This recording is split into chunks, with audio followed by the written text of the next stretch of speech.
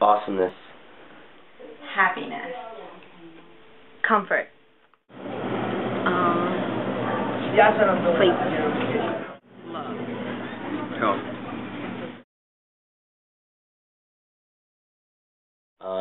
An ice cream cone, vanilla and chocolate twist. Apple pie. A salad. Salad. The last thing I ate was a bag of chips. The last thing I ate, I think, was an apple.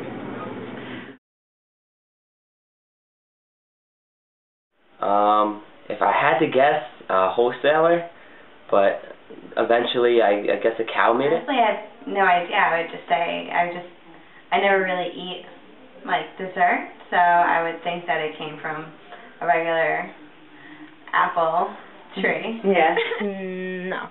I'm guessing it's chicken because I didn't have an egg, so I'm hoping it came from chicken. I would hope Idaho. Besides the store, the supermarket.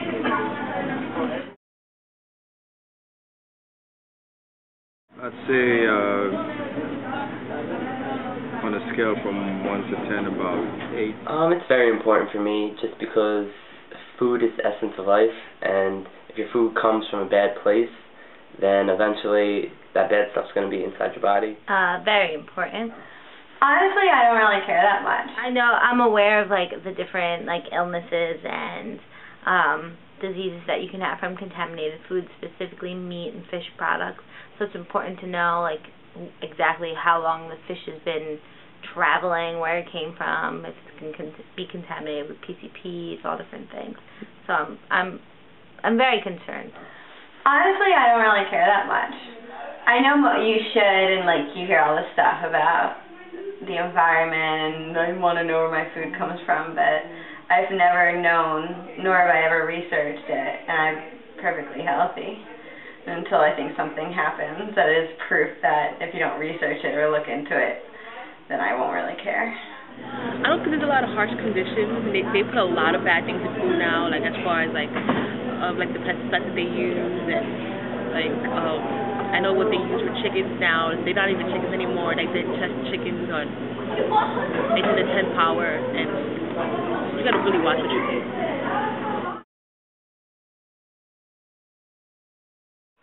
I know a lot about trans. I don't know much about that. I know trans fats are created during the dehydrogenating process, which means they're chemically altered. They're chemically altered to change their structure so they can be shelf stable for a longer period of time. So that's why certain cookies can stay soft for an absurd amount of time, and those fake butters, which you won't really see trans fats in those butters anymore, but there used to be, and I can't believe it's not butter, the fake butter had trans fats. It's actually not good for you. It still clogs your arteries. I'm not really sure about hormones in meats and caged chickens, but I'm a pretty healthy person, so I know a lot about saturated fats, trans fats, carbohydrates. Well, for my body, harmful or not, I don't care about that, but for free range and caged chickens, I feel horrible, for the chickens, and I think free range, you can't really be against that, because if they get to walk around before they're horribly slaughtered and mutilated, then go chickens. But as in for my health, I don't know, because I haven't seen any negative, side effects, and it doesn't really matter to me in that respect, but I do feel bad for the chickens. Well, I know the taste actually is much different in the free range and the caged. Free range has a gamier flavor, so it's more tough. Caged, they're mass produced to be just fed to people, so they're a little bit chubbier, so they're a little bit fattier and a little less meatier, like more fat than the gamier fish. Meat, not chicken. Nothing at all, really. I just eat. I try to eat healthy. I try to not eat the things that have been in the supermarket for too long. Like, I like to go get the chicken fresh from, from Spanish. We call it el vivero. This way they have to keep the chicken and they just kill it and you cook it right off. But usually I don't really have time for that, so I just buy it from the supermarket, I guess. I know it's just as bad as nowadays. For me, I think it's just as bad as eating red meat. A lot of people say that they stray away from red meat because they say that it's not that good. for you to consume. But the products that they're using now, especially chickens and all the other meats that they're using now, it's just as bad because it's not real. You know, it's the hormones and everything that's injected in it. It's just poisonous to the body as well. You might as well not eat any meat. You might as well just eat vegetables.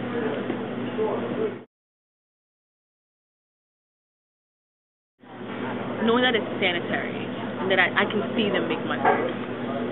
I guess that first of all, that the restaurant's a clean restaurant, that the waiters are clean, and also word of mouth.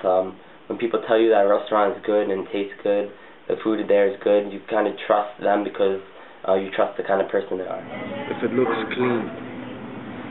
Well, after working in a restaurant, restaurants tend to be kind of dirty and dirtier than you'd think, like the silverware and the plate. Not that the place that I work is dirty, but you think a lot of time and effort goes into the sanitary stuff, but it actually doesn't. But with the food process, I've gotten food poisoning only once, which I guess isn't a good thing, but I don't know. I do get scared though, because like I feel like they use like more like oil and butter and like fat. Like the place I work, I just found out they fry their wings in lard instead of oil, and like that grosses me out, you know, because I didn't know that before. Reputation. If a person's gone there multiple times before, I'm close to that person, we have similar likes and dislikes, and they're able to tell me, you know, it was really great, or no, this place was disgusting, that really makes me trust a restaurant. Also, the bathrooms of a restaurant, for me personally, is a really good indicator of what their kitchen's going to look like, because it's like, if they have enough time to clean their bathrooms, they're 100% going to have a clean kitchen.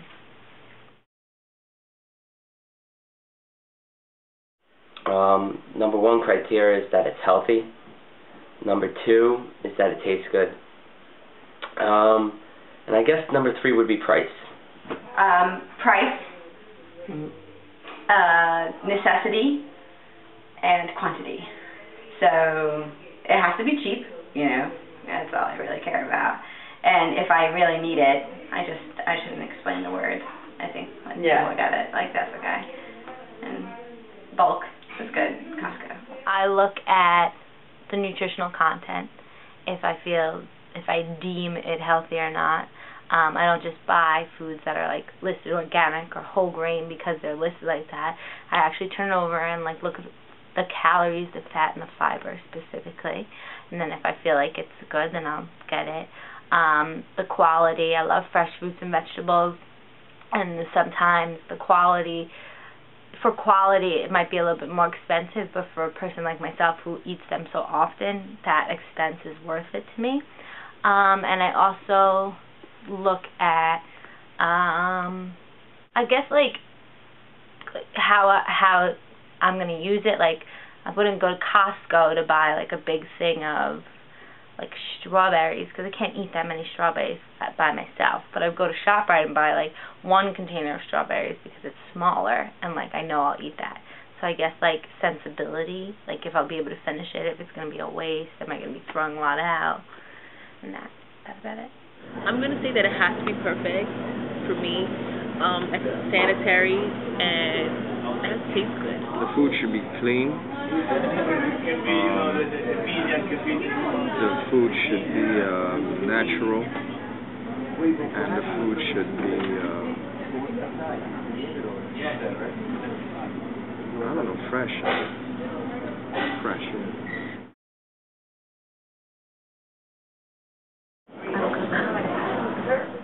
I love cooking. I feel it relieves stress, and it's also a way to get to know people. I love cooking. I love to cook. I love to cook. I feel like it is a stress reliever. I love to cook anything and everything whenever I have a moment. I love it.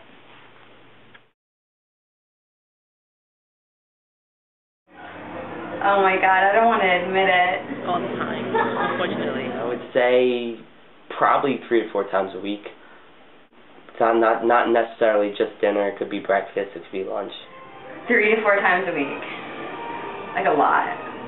Every day. Generally speaking, I don't eat out during the week. I do, however, eat out once or twice on the weekend, so twice a week. Has to be 100% Italy. They're the inventors of food. They invented pizza, they invented bread. Mexico, because I love Mexican food, tacos, burritos, everything. Well, I can only base it on the countries that I've gone to. So I'd probably say Mexico, and it's probably because the food there just seemed like you could taste everything that you were eating.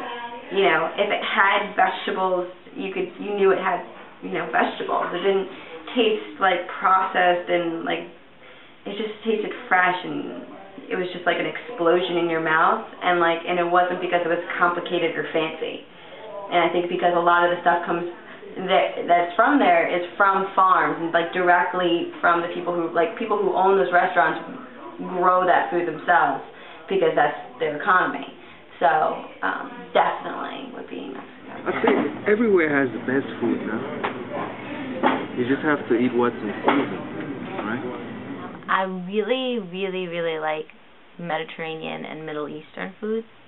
Specifically, I was just recently in Israel, and the produce just tastes different. Like, the tomatoes just taste better, and the watermelon just tastes better, and their olive oil is richer, and you just feel like an overall sense of healthy eating, even if you're not trying. Like, even their junk food is like chopped cucumbers and tomatoes and pitas. Like, who can call that a junk food? It's amazing. I would say a buffalo chicken hero with lettuce and tomato, with 2 blue cheeses from Cicero's. Salad. Everyone always makes fun of me, but I really, really, really, really enjoy like an amazing salad. I call it garbage salads, and it has like a million things in it, just like piled and chopped. Shove it in my mouth as fast as I can. Rice with gravy, some kind of stew with salmon and some veggies on the side.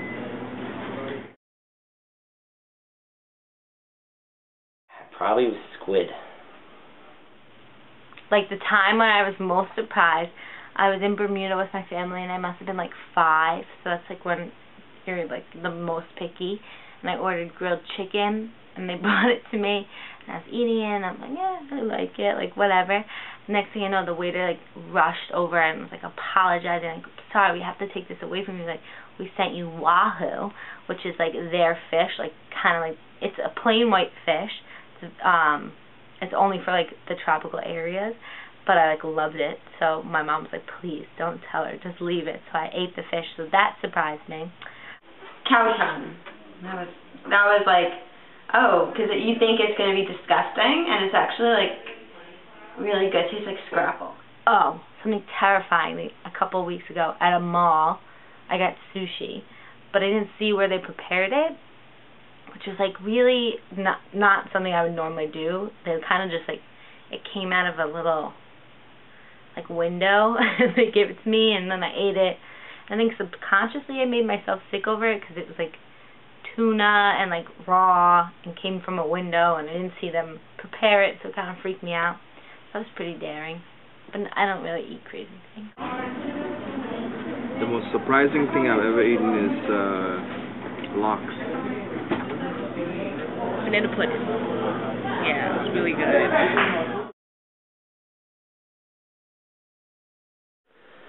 I wouldn't necessarily say I can classify just one place as my favorite, but I do like this place called the Strawberry Place. It's more of a breakfast brunch place, and it's extremely tasty. I like pubs.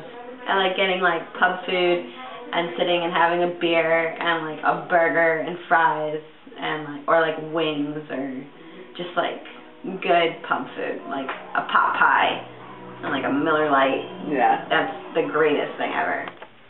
I love to eat by water. Anything that's a Mexican restaurant, I love.